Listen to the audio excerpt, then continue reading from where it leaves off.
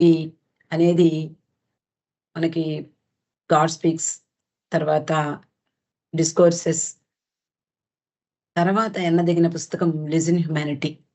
బాబా చెప్పిన అనేకమైనటువంటి ఆధ్యాత్మిక, అలాగే ఈ ప్రాపంచిక విషయాలు, మనకి తెలియనటువంటి అనేక రహస్యాలను ఇందులో పొందుపరిచారు. ఈ విషయాలన్నీ కూడా మనము చదువుకునే ప్రయత్నం చేద్దాము. అవతార్ మెహర్ బాబాకి జై.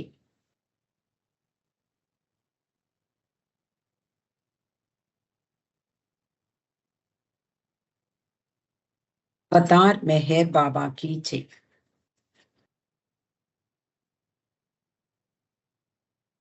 లిజన్ హ్యుమానిటీ, మానవాళికి సందేశం అనే ఈ గ్రంథాన్ని మనం చదువుకోబోయే ముందు బాబా ప్రేమికులమైనటువంటి మనము తెలుసుకోవలసినటువంటి విషయాలు కొన్ని ఉన్నాయి. మొట్టమొదట ఈ మనకందరికీ తెలుసు గాడ్ స్పీక్స్, అలాగే డిస్కోర్సెస్, ఈ గ్రంథాలన్నీ సమకూర్చి సరిదిద్ది బాబా ఇచ్ఛానుసారం ప్రచురించినటువంటి డాన్ స్టీవెన్స్ ఈ గ్రంథానికి కూడా ఆయన కూర్పు వహించాడు. ఈయన గురించి కొన్ని విషయాలు తెలుసుకుందాం. మెహర్ బాబాకు అంకితమై తన జీవితాన్ని బాబా పాదాలకు సమర్పించిన ధన్యజీవి డాన్ ఈ స్టీవెన్స్. ఇతడు 1919వ సంవత్సరంలో అమెరికాలో నెవాడా అనే ప్రాంతంలో జన్మించాడు. తర్వాత ఆ కుటుంబం అంతా కాలిఫోర్నియాకు తరలి వెళ్ళిపోయారు. డాన్ 7 సంవత్సరాల వయసులో ఉండగా తండ్రి మరణించాడు. తల్లి డాన్కి, అలాగే అతని అన్నలకు విద్యాబుద్ధులు నేర్పించింది. డాన్ స్టీవెన్స్ కెమిస్ట్రీలో రీసెర్చ్ స్కాలర్గా చదువు పూర్తి చేసి ఆయిల్ ఇండస్ట్రీలో సుదీర్ఘకాలం పనిచేశాడు. ఈ సమయంలోనే హజరత్ ఇనయత్ ఖాన్, ఈయన భారతదేశానికి చెందినటువంటి వ్యక్తి. ఇతడు పశ్చిమ దేశాలలో సూఫీయిజంని పరిచయం చేయడానికి ఆ ప్రాంతానికి వెళ్ళాడు. ఈ సమయంలోనే డాన్కి ఈ సూఫీ మతం గురించి వినడం జరిగింది. ఇనయత్ ఖాన్ 1927వ సంవత్సరంలో మరణించాడు. ఇతని తర్వాత రబియా మార్టిన్ అనే ఆవిడ ముర్షీదాగా విధులను నిర్వర్తించింది. ఆమె ఒక గురువును అన్వేషించే ప్రయత్నంలో మెహర్ బాబా పేరు వింది. ఈ సూఫీ మతాన్ని లీడ్ చేసేందుకు మెహర్ బాబాని సంప్రదించింది. ఆయన దీనికి సూఫీయిజం రీఓరియంటెడ్ అనే పేరుతో పునరుద్ధరించడానికి అంగీకరించారు. ప్రపంచంలో సూఫీ మతాన్ని అనుసరించే వారందరూ పాటించే రీతిలో సూఫీ మత సూత్రాలను, నియమాలను నిర్ధారించారు. ఈ సూఫీ రీఓరియంటెడ్ సంస్థకు డాన్ ఈ స్టీవెన్స్ ని, అంటే రబియా మార్టిన్ తర్వాత ఐవీ జ్యూస్ ని, ఇద్దరిని బాబా నియమించారు. 1952వ సంవత్సరంలో న్యూయార్క్ లో డాన్ స్టీవెన్స్ మొదటిసారిగా బాబాను కలిశాడు. అప్పటి నుండి బాబా డాన్ ని తన ఆధ్యాత్మిక పుత్రునిగా సూచించేవారు. అంతేకా డాన్ ని తన సన్నిహిత మండలిలో ఒకనిగా ఎన్నుకున్నారు.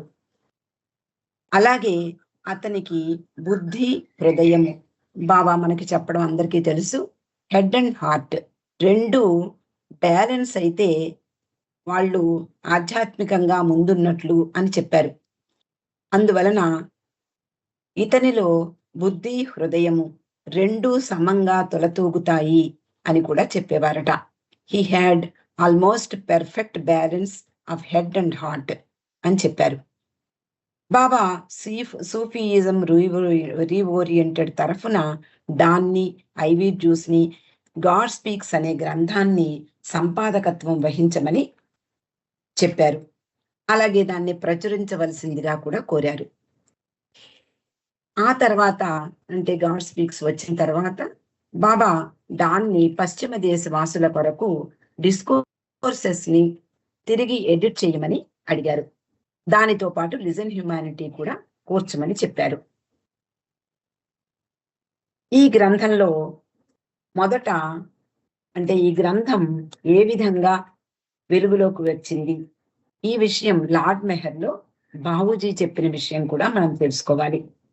1955 సంవత్సరంలో బాబా 4 భాషా ప్రాంతాల నుండి తన సహవాసీయులను అంటే తన ప్రేమికులను రావించి వాళ్ళందరికీ సహవాస భాగ్యం ఇచ్చారు.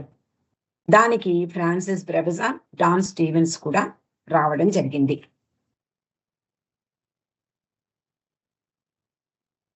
తర్వాత బాబా అంటే నవంబర్ 9వ తేదీన మెహరాబాద్ రాలేదట. ఆ రోజు ఆది జూనియర్, ఫ్రాన్సిస్ బ్రెబెజాన్, డాన్ స్టీవెన్స్ వీళ్ళు ఎల్లోరా గుహలను సందర్శించి తిరిగి అహ్మద్ నగర్ వచ్చారు. మర్నాడు ఉదయం వీళ్ళ ముగ్గురు కలిసి నారిమన్, మెహర్జీ, విష్ణు వీరితో కలిసి మెహరాజాద్ వెళ్ళడం జరిగింది. బాబా మండలి వారితో కొన్ని విషయాలు చర్చించారు.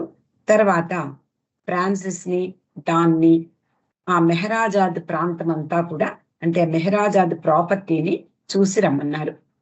ఎరిచ్ వారిని ఆ ప్రాంతం అంతా చూపించి ఏకాంతవాసపు కొండ అంటే టెంబీ కొండ అని పిలుస్తారు, దానిపై కూడా తీసుకువెళ్ళాడు. ఆనాటికి మధ్యాహ్నం బాబా మెహరాబాద్ వెళ్ళడం జరిగింది. కొండ మీదకు వెళ్ళాక బాబా డాన్ స్టీవెన్స్ ని రమ్మనమని పిలిచి అతని యొక్క అనుభవం ఎలా ఉంది, అతను మొట్టమొదటిసారిగా ఇండియా రావడం జరిగింది, బాబా సహవాస కార్యక్రమంలో పాల్గొనే అదృష్టం కూడా అతనికి కలిగింది. తన అనుభవాన్ని అడిగినప్పుడు డాన్ తన స్పందనను తర్వాత ఇలా చెప్పాడు. అతడు ఏమంటాడు అంటే, మొత్తం అంతా కూడా అద్భుతంగా ఉంది, అందంగా, లోతుగా కదిలించేదిగా ఉంది. అందువలన నేను ఏమీ మాట్లాడలేకపోయాను, చెప్పలేకపోయాను. నాకే కాదు, బాబా సన్నిధిలో చాలా మందికి ఇలాగే ఉంటుంది అనుకుంటాను. ఒకరికి మాట పెగలదు, ఒకరికి బాబాతో సంభాషణ ముందుకు సాగదు. దాంతో నిరాశకు కూడా లోనవుతారు. లోతైన వెచ్చదనాన్ని అనుభూతి పొందుతారు. ఈ ఫీలింగ్స్, ఈ భావాలు ఏమీ లేని వారు కూడా మాటల్లో చెప్పలేనిది ఆ అనుభవం అని బాబాకు అంటే మాట పెగలని పరిస్థితుల్లో కూడా తన భావాలను కొన్ని తెలియజేసిన తర్వాత బాబా తన కుర్చీ ప్రక్కనే మరో చిన్న కుర్చీలో ఉంచినటువంటి ఒక కొన్ని పేపర్ల దొంతరలను సూచించారు. బాబా ఎరిచ్‌కి సైగ చేసినప్పుడు ఎరిచ్ వాటిని బాబాకు అందివ్వడం జరిగింది. బాబా వాటిని తన మోకాళ్ళపై ఉంచి తిరగవేయసాగారు. అప్పుడు ఎరిచ్ డాన్‌తో ఇలా చెప్తున్నాడు. బాబా ప్రజా దర్శనాల సమయాలలో వివిధ సందర్భాలలో ఇచ్చిన అనేక సందేశాలు ఇవన్నీ. వాటిని జాగ్రత్తగా సేకరించి ఉంచారు. కానీ అవి ఇంతకు ముందు ఎప్పుడూ కూడా ప్రచురించబడలేదు. బాబా వాటిని నీవు గాడ్ స్పీక్స్ ఏ విధంగా అయితే సవరించావో ఆ విధంగా ఆ గాడ్ స్పీక్స్ చేసినట్లుగా ఈ వ్యాసాలను కూడా సవరించాలని కోరుతున్నారు. నీకు ఎలా బాగుంటే అలా వాటిని సరిదిద్ది ఒక చిన్న పుస్తకంగా తయారు చెయ్యాలని బాబా కోరుతున్నారు అన్నాడు. బాబాకు తన మీదున్నటువంటి నమ్మకానికి డాన్ కదిలిపోయాడు. వెంటనే తప్పకుండా బాబా, నాకు కూడా చెయ్యాలని ఉంది, చాలా సంతోషంగా ఉంది అని సమాధానం చెప్పాడు డాన్. బాబా అంటున్నారు, నిజానికి నీవు వీటిని ఏదో విధంగా ఒక పద్ధతిలో కూర్చి ఈ సహవాస కార్యక్రమాలకు హాజరైన నీ అనుభవాలతో జత చేర్చి పుస్తక రూపంలో చేస్తే బాగుంటుంది. ఏదైనా మొత్తం అంతా నీకే అప్పగిస్తున్నాను అన్నారు. డాన్ తల ఊపాడు. బాబా అంటున్నారు, ఇది నీకు నచ్చితే సమావేశాల గురించి విషయాలకు అంటే ఈ సమావేశాలను నిర్వహించిన తర్వాత అనేక విషయాలను అంటే దాంట్లో ఉండేటటువంటి సంఘటనలను, సన్నివేశాలను బాబా శిష్యులు రాసి పెట్టేవారు. వాటిని నీకు అందేలా చూస్తాను. ఆ సంఘటనలను చుట్టూ వర్ణనలన్నీ కూడా నీకు నచ్చిన విధంగా అల్లుకోవచ్చు అన్నారు. డాన్, బాబా, ఇది ఒక అద్భుతమైన ఆలోచన అన్నాడు. ఇంకా బాబా అంటున్నారు, నీకు వచ్చిన సందేహాల గురించి రంజు అబ్దుల్లాను కానీ బాల్ నటుని కానీ సంప్రదించవచ్చు అని ముగించారు. ఆ విధంగా లార్డ్ మెహర్ అనే ఈ గ్రంథం, లిజన్ హ్యుమానిటీ అనే గ్రంథం వెలుగులోకి వచ్చింది.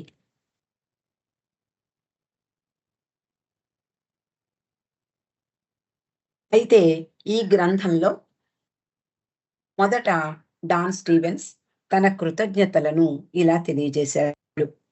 ఇటువంటి గ్రంథాన్ని పూర్తి చేయాలి అంటే ఒకరి వల్ల అయ్యే పని కాదు. అనేక మంది సహాయ సహకారాలతో పూర్తి చేయడానికి మాత్రమే అవుతుంది. ఈ పుస్తకంలో 2వ భాగాన్ని తయారు చేయడంలో మూల వ్యాసాలను, బాబా చెప్పిన మూల సందేశాలను ఏర్చి కూర్చిన వారెందరో ఉన్నారు. ఎవరికి కృతజ్ఞతలు చెప్పాలో తెలియడం లేదు. బాబా ప్రవచనాలను కూర్చి సరిచేసినటువంటి సిడి దేశ్ముఖ్ ప్రముఖ పాత్రను వహిస్తాడు. అంతేకాక బాబా యొక్క కార్యదర్శి అంటే సెక్రటరీ అయిన ఆదికే ఇరానీ కూడా చాలా సహాయం చేశాడు. బాబా సెక్రటరీగా ఆదికి ఎంత మాత్రం తీరిక ఉండేది కాదు. మెహర్ ప్రచురణలను నిర్వాహకుడుగా కూడా అతడు పనిచేసేవాడు. 2వ భాగంలో డాన్ మెహర్ ప్రచురణల నుండి, సర్కిల్ ప్రచురణల నుండి, అవేకనర్ పత్రిక నుండి వాటిలో ముద్రించినటువంటి అనేక విషయాలను గ్రహించి లిజన్ హ్యుమానిటీ అనే ఈ గ్రంథం పొందుపరచబడింది. మెహర్ బాబా 1955వ సంవత్సరం నవంబరు నెలలో ఇండియాలో తన ప్రేమికులను రావించి వారందరికీ తన సహవాస భాగ్యాన్ని ప్రసాదించారు. ఆ సందర్భంలో ఆ సహవాస కార్యక్రమాలను వర్ణించి చెబుతూ ఫెర్రం బాక్సింగ్ వాలా, కిషన్ సింగ్ వీళ్ళిద్దరూ మొత్తం ఆమూలాగ్రంగా వాటిని గురించి వ్రాసిపెట్టారు. తర్వాత వాటిని రంజు అబ్దుల్లా సరిచూశాడు. రంజు ఎరిచ్ వీరిద్దరూ కూడా లిజన్ హ్యుమానిటీ అనే ఈ గ్రంథం పూర్తి చేసేందుకు సలహాలు, వివరణలు కూడా ఇస్తూ అమోఘంగా సాయపడ్డారు. ఈ గ్రంథంలో మొదటి భాగంలో వ్రాయబడిన సహవాస సంఘటనలు వరుసగా మెహర్ బాబా సహవాసంలోని మొదటి వారంలో జరిగిన సంగతులు, తరువాత వ్యక్తుల గురించి, సంఘటనల గురించి, బాబా ఇచ్చిన సందేశాలు అన్నీ మొత్తం 4 వారాల్లో జరిగిన విషయాలన్నీ కూడా కూర్చడం జరిగింది. సహవాస కార్యక్రమంలో బాబా చేసే సంజ్ఞలకు ఎరిచి యథాతథంగా అనువదించేవాడు. అవన్నీ ఒక వరుస క్రమంలో అందరికీ అర్థమయ్యే రీతిలో కూర్చబడ్డాయి. వచ్చిన ప్రేమికుల దృష్టితో ఆనాటి సంఘటనలు, వాటి యొక్క విషయాలు అన్నీ అందించిన వారు కొందరున్నారు. ముఖ్యంగా బాబా సోదరి మణిజా yes Irani, ముర్షీదా IV juice, బెన్ను, Shirley court right వీళ్ళందరూ కృషి కారణంగానే ఈ గ్రంథం పూర్తయింది. ఈ గ్రంథంలోని విషయాలను మెహర్ బాబా అంగీకరించారు, ఆమోదించారు. అయితే ఇందులో ప్రతి విషయాన్ని బాబా వర్ణించినట్లు ఉంది అని చెప్పడం సరికాదు. అయినా ఈ గ్రంథంలోని చాలా భాగం మెహర్ బాబా నేరుగా చెప్పినదని, మిగిలినది బాబా అంగీకరించారని లేదా బాబా అభ్యంతర పెట్టలేదని పాఠకులు విశ్వసించవచ్చును అని డాన్ స్టీవెన్స్ మొదట తన కృతజ్ఞతలను తెలిపాడు. తర్వాత పరిచయ వాక్యాలలో ఆయన ఇలా అంటున్నాడు. సాధారణంగా పరిచయ వాక్యాలు గ్రంథంలోని విషయాలను గాని, రచయిత గురించి గాని తెలియజేస్తాయి. కానీ ప్రస్తుత సందర్భంలో ఈ ఆచారానికి స్వస్తి చెప్పి పాఠకుల గురించి చెప్పడం మంచిదే అని భావిస్తున్నాను. తమ జీవితంలో ఎదురయ్యే సమస్యలకు సమాధానం కావాలని ఎదురు చూసే జన బాహుళ్యానికి ఈ గ్రంథం ఉద్దేశింపబడింది. నిజానికి ఈ విషయమై అనేక మంది పాశ్చాత్యులు ఇండియా వెళ్ళడం వింతగానే కనపడుతుంది. కానీ నిజానికి ఈ తూర్పు దేశవాసులు వేలాది సంవత్సరాలుగా తమ నిత్య జీవితాన్ని అసలైన జీవితంలో ఉండే రహస్యంతో సరిదిద్దుకునే ప్రయత్నంలోనే శ్రమ పడుతున్నారు అనిపిస్తుంది. అయితే ఈ తూర్పు దేశ ప్రజలు ఈ విషయంలో పరిపూర్ణతను సాధించారా అంటే లేదనే చెప్పాలి. పరిపూర్ణ మార్గాన్ని కూడా కనుక్కోలేకపోయారు. అయినప్పటికీ ప్రపంచంలో ఆ దేశాల ప్రజలకు ఒక ప్రత్యేక స్థానం ఉంది. వారు చేస్తున్న విశ్వసనీయమైన కృషితో, అంతర్గత దృష్టితో నేపథ్యాన్ని తయారు చేస్తున్నారు. ఈ ప్రపంచంలో మనం ఎలా జీవించాలో మనకు నేర్పదగిన ప్రత్యేక వ్యక్తులు ఈ నేపథ్యం నుండే ఉద్భవించవచ్చు అని నేను నమ్ముతున్నాను. అవతార్ మెహర్ బాబా అట్టి విలువ కట్టలేని మహనీయులలో ఒకరని మాత్రం మనకు స్పష్టమవుతోంది. ఆ మహనీయుని వద్దకు ఎవరైనా వెళ్ళి కొంతకాలం ఉన్నంత మాత్రాన ఆయనలో ఎటువంటి అద్భుత శక్తులు పనిచేస్తున్నాయో వాళ్ళు కనిపెట్టగలరు. ఆయన ఆంతరంగిక శిష్యులతో కొన్ని రోజులున్నప్పుడు ఆయన తనలోని అద్భుత శక్తులను తక్షణం ఇతరులలో ప్రవేశింపచేస్తారు అని ఎవరైనా కనిపెట్టగలరు. అయితే ఈ గ్రంథానికి ప్రస్తావన, నేపథ్యం బాబాయే చెప్తున్నారు. ఈ ప్రపంచంలో సముద్రం వైపునకు ప్రవహించనటువంటి నది ఎలా ఉండదో అలాగే పరమ గమ్యం వైపుగా పయనించని ప్రాణి కూడా ఉండదు. కానీ మానవ రూపంలో మాత్రమే చైతన్యం పరిపూర్ణ స్థాయికి చేరుకుని అందరిలోని పరమాత్మ అయి ఉన్న తన స్వస్వరూప జ్ఞానాన్ని పొందగల శక్తి మానవునికి మాత్రమే ఉంది. అయినప్పటికీ పరిణామ క్రమంలో చైతన్యం అభివృద్ధి చెందే సమయంలో దానితో పాటు పెంపొందించబడిన సంస్కారాల భారం కారణంగా ఈ మానవ స్వరూపంలోని ఆత్మ తన జన్మ హక్కు అయిన సహజ లక్షణమైన అనంత ఆనందాన్ని, పరిపూర్ణతను అనుభూతి పొందలేకపోతోంది. కాలినడకన ప్రయాణించే వ్యక్తి కాలి చెప్పులకు దుమ్ము ఎలా పేరుకుంటుందో అదే విధంగా పరిణామ క్రమంలో పయనించే ఆత్మ మనసుపై ఈ సంస్కారాల ధూళి పేరుకుంటుంది. పరిణామ క్రమంలో ఉన్నత రూపమైన మానవ రూపంలో మనసులో పేర్కొన్న సంస్కారాల ఉచ్చులో అతని దివ్య జీవనం చిక్కుపడిపోయి ఉంది. అసత్యంగా కనిపించే ఈ మాయా వలయంలో చిక్కుకునేలా చేస్తున్న ఈ సంస్కారాల కారణంగా ఆత్మ తన ఒక జీవాత్మగా తనదైన దివ్యత్వాన్ని వ్యక్తం చేయడానికి అడ్డుపడుతోంది. అనేక రంగుల సంస్కారాలు, అసత్యమైన నేను, అలాగే మొత్తం ఈ పేరుకుపోయిన బంధాలన్నీ ఒక్కటొక్కటిగా వదిలివేయబడాలి. వేర్పాటు భావాలను ఎక్కువ చేసే సంస్కారాలనే సమిధలను త్రోసివేస్తూ సత్యం ఆ స్థానంలో ప్రతిష్ఠించవలసి ఉంది. ఈ విధంగా మానవుడు దైవీ గమ్యం అనే శిఖరాగ్రానికి చేరుకోవాలి. అదే అంతం లేని శాశ్వత జీవనం. శాశ్వతత్వంలో జీవనం బంధరహితమైనది, నాశనరహితమైనది, విచారములు లేనిది, శాశ్వతమైనది, నవోన్మేషమైనది, అపరిమితమైన దివ్యత్వం తనను తాను ప్రతిష్ఠించుకుంటుంది. ఈ దాగి ఉన్న పెన్నిధి అయిన పరమాత్మ నిధికి వారసులవడానికి నా సహాయం అందించుటే నా అవతార పరమోద్దేశం. అవతార్ మెహర్ బాబాకి జై. ఈ విధంగా బాబా చెప్పినటువంటి ఈ నేపథ్యము అంటే ఆయన అవతార విశిష్టత, తాను అవతార పురుషునిగా ఎలా వచ్చాను, ఎందుకు వచ్చారో, ఈ సృష్టిని అలాగే మానవాళికి తన యొక్క చేయూతను అందించడానికి, ఆ విధంగా మానవుల యొక్క గమ్యమైన పరమాత్మను చేరుకునేందుకు సహాయం చేస్తాను అంటూ ఈ పుస్తకం ద్వారా కూడా మనకు బాబా తెలియపరిచారు. అయితే ఈ పుస్తకానికి అంటే పుస్తకంలోకి వెళ్లే ముందు ఈ విషయాలన్నీ కూడా మనము తెలుసుకోవాలి అనే ఉద్దేశంతో మొట్టమొదట డాన్ స్టీవెన్స్ రాసినటువంటి విషయాలన్నీ కూడా చదువుకోవడం జరిగింది. ఇక ఈ రోజు అంటే లిజన్ హ్యుమానిటీ అనే ఈ గ్రంథంలోకి వెడుతున్నాము. బాబా కృపతోనే ఏదైనా సాధ్యమవుతుంది. అలాగే మనం కూడా అనేక గ్రంథాలు ఈ మెహర్ బాబా లవర్స్ అనేటటువంటి ఈ గ్రూప్ లో చదువుకోవడం జరిగింది. ఈ రోజు బాబా కృపతో లిజన్ హ్యుమానిటీ అనే మానవాళికి సందేశం అనే ఈ గ్రంథాన్ని చదువుకోబోతున్నాము.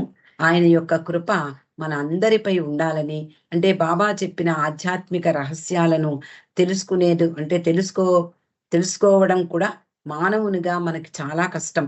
కానీ ఆయన కృప ఉంటే సాధ్యం కానిది ఏది ఉండదు. కాబట్టి ఆయన కృపతో మనం ఈ గ్రంథంలోని విషయాలను, ఆయన చెప్పినటువంటి ఆధ్యాత్మిక రహస్యాలను, అలాగే ఆ రోజు బాబా ఆ సహవాసీయులకు తన సహవాస భాగ్యాన్ని అందిస్తూ ప్రతి భాషా ప్రాంతానికి చెందినటువంటి వాళ్ళను రప్పించి 4 భాషలుగా 4 ప్రాంతాలుగా విభజించి వాళ్ళందరికీ ఒక్కొక్క వారం చొప్పున తన సహవాస భాగ్యాన్ని అందించారు.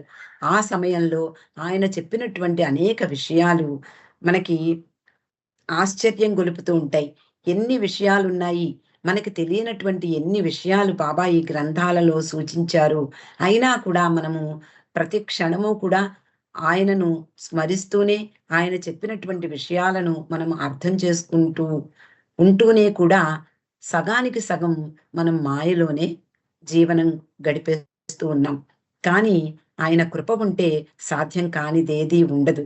కాబట్టి ఈ గ్రంథంలో విషయాలు మనకి అవగాహన చేసుకునేందుకు ఆయన యొక్క సహాయ సహకారాలను మనమందరం కూడా ఆ అభ్యర్థిస్తూ మనం ఈ గ్రంథంలోకి పెడతాము. ఈ ముందుగా బిలవెడ్ గాడ్ ప్రేయర్తో మనం పెడతాం. Beloved God, help us all to love you more and more and still at more till we become worthy of union with you, and help us all to hold fast to Baba's daman till the very end. Avatar Meher Baba కీ జై. మొట్టమొదట don Stevens మనం ఇందాక చెప్పుకున్నాము. ఆయన కూడా 1955వ సంవత్సరంలో బాబా ఇచ్చినటువంటి సహవాస కార్యక్రమాల్లో పాల్గొన్నాడు. ఆయనతో పాటు ఫ్రాన్సిస్ బ్రెబెజాన్ కూడా ఉన్నాడు. వీళ్ళిద్దరూ మాత్రమే పాశ్చాత్యులు. మిగిలిన వాళ్ళందరూ కూడా మన భారతదేశానికి చెందినటువంటి బాబా ప్రేమికులు. వాళ్ళందరూ కూడా ఏ విధంగా బాబా సహవాస కార్యక్రమానికి రావడానికి ఎంత ఉత్సాహం చూపించారో, వాళ్ళందరి యొక్క మానవ స్వభావాలు, అలాగే వాళ్ళల్లో వాళ్ళు మాట్లాడుకునేటటువంటి మాటలు, ఇవన్నీ మొట్టమొదటి భాగంలో డాన్ స్టీవెన్స్ ఈ గ్రంథంలో పొందుపరచడం జరిగింది. వీటిని చూస్తుంటే మనం కూడా బాబా సహవాస కార్యక్రమంలో భాగమే ఉన్నామా, మనం కూడా ఆయనతో పాటు ఆయన సహవాసంలో మనం కూడా పాల్గొన్నామా అనేటటువంటి ఆ భావన, ఆ ఫీలింగ్ తప్పకుండా దొరుకుతుంది. మొట్టమొదటి అధ్యాయం మెహరాబాద్. తూర్పు దేశాలలో గల కొద్ది మందికి మాత్రమే ప్రత్యేకింపబడిన ఆ విలక్షణమైన కౌగిలిలో అనేక మంది పునీతులవుతున్నారు.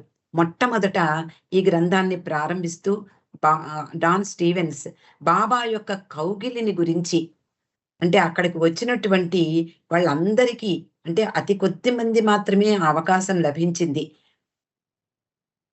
వాళ్ళందరికీ ప్రత్యేకింపబడిన ఒక విలక్షణమైనటువంటి కౌగిలి, ఆ అవతార పురుషుడైనటువంటి మెహర్ బాబా కౌగిలిలో ఎంతమంది పునీతులవుతున్నారు అంటే నిజానికి కొద్ది మందికి మాత్రమే ఆ భాగ్యం దొరికింది అంటున్నాడు. వారిలో వృద్ధులున్నారు, యువకులున్నారు, మధ్య వయస్కులు ఉన్నారు. అందరూ ఆ మౌనావతారునికి అభివాదం చేస్తున్నారు, అందరూ గ్రీట్ చేస్తున్నారు. బాబా రాగానే ఆ మెహరాజాద్ నుండి ఉదయమే బాబా కారులో వచ్చేవారు, నీలిరంగు కారులో వచ్చేవారు. ఆ కారు శబ్దం అవగానే ఎక్కడి వాళ్ళందరూ అక్కడే, వాళ్ళందరూ కూడా బయటికి పేలాల్లాగా, అంటే మూత పెట్టి పేలాలు చేసేటప్పుడు ఆ పేలాలు బయటికి విరజిమ్ముతాయి. ఆ విధంగా వాళ్ళందరూ వాళ్ళకి ఇచ్చినటువంటి ఆ గదుల్లో నుండి బయటికి వచ్చి బాబాకు అభివాదం చేసేవారట. మొదట ఒక కొత్తగా వచ్చిన వ్యక్తి ఆ మహనీయుని కుడి భుజంపై తల వాలుస్తాడు. అంటే బాబా ఇచ్చిన కౌగిలిని ఆయన వర్ణిస్తున్నారు. బాబా బుజ్జగిస్తారు. ఒక్కొక్కసారి వీపుపై తట్టి అనునయిస్తారు. తర్వాత రెండవ భుజానికి ఆ కౌగిలి మారుతుంది. మరలా అదే పద్ధతి కొనసాగుతుంది. కొందరు తమ చెక్కిళ్లను ఆ మహానుభావుని భుజంపై ఆనించి బిడ్డ తల్లిని హత్తుకునే విధంగా మెల్లగా చేతులతో నడుమును పట్టుకుంటాడు. కొందరు కుడి భుజం అలవాటు మాని ఎడం భుజంపై వాలినప్పుడు వారిరువురి మధ్య కొంత కలవరపాటు ఏర్పడుతుంది.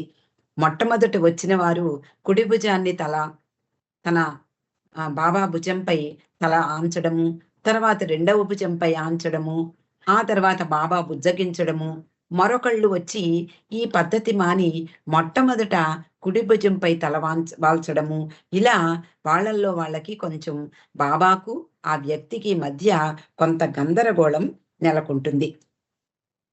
కానీ నిజానికి స్వర్గ సుఖం ఒకవైపు మాత్రమే లేదు. ఏ వైపు బాబా ప్రేమను చూరగొనేటటువంటి ఆ సహవాసీయులు ఏ వైపున బాబాను మొట్టమొదట ఆలింగనం చేసుకున్నా స్వర్గ సుఖం అనేది దొరికి తీరుతుంది. కావున ఆ మహనీయుడు ఎదుటి వ్యక్తి పద్ధతిలోనే ఆలింగన భాగ్యాన్ని ప్రసాదించి ఒకే రకమైన ఆప్యాయతను కనుబరిచారు. కొందరు భావోద్వేగానికి లోనవుతారు. బొమ్మల వలె నిలబడిపోతారు. అప్పుడు వారికి తెలియకుండానే ఆయన వారి వీపుపై తట్టడము, ప్రక్కలో చక్కెలి గింతలు పెట్టడమో చేసేవారు. ఆయన కటాక్షపు చిరునవ్వు, హాస్యపు గిలిగింత హాస్యపు గిలిగింతగా మారినప్పుడు ఆ వ్యక్తి సిగ్గుతో తన పొరపాటును ఎవరైనా కనిపెట్టారా అన్నట్లుగా పక్క చూపులు చూస్తూ ముందుకు కదులుతాడు.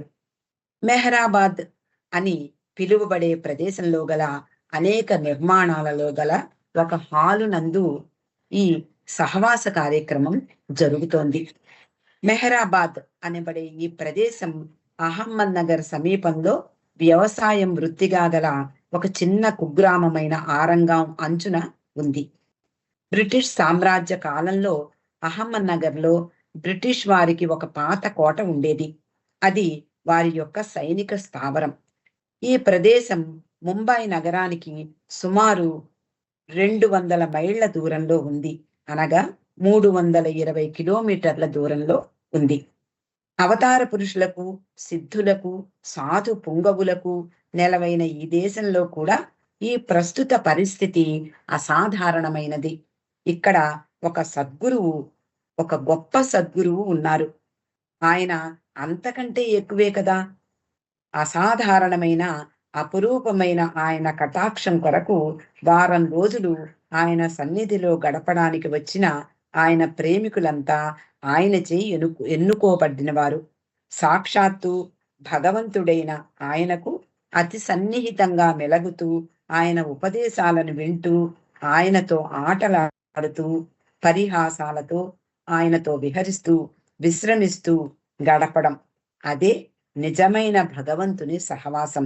ఇటువంటి సాహచర్యం సాధారణంగా లభించేది కాదు. అనేక జన్మలలో ఏ ఒక్క జన్మలోనూ సిద్ధించే కలల పెన్నిధిగా భారతీయులు భావిస్తారు అంటూ మొట్టమొదట స్టీవెన్స్ మొట్టమొదటి పేజీలో ఆయన ఈ విషయాలను వ్రాయడం జరిగింది. మిగిలిన విషయాలు రేపు చదువుకుందామండి. అవతార్ మెహర్ బాబాకి జై. అవతార్ మెహర్ బాబాకి జై.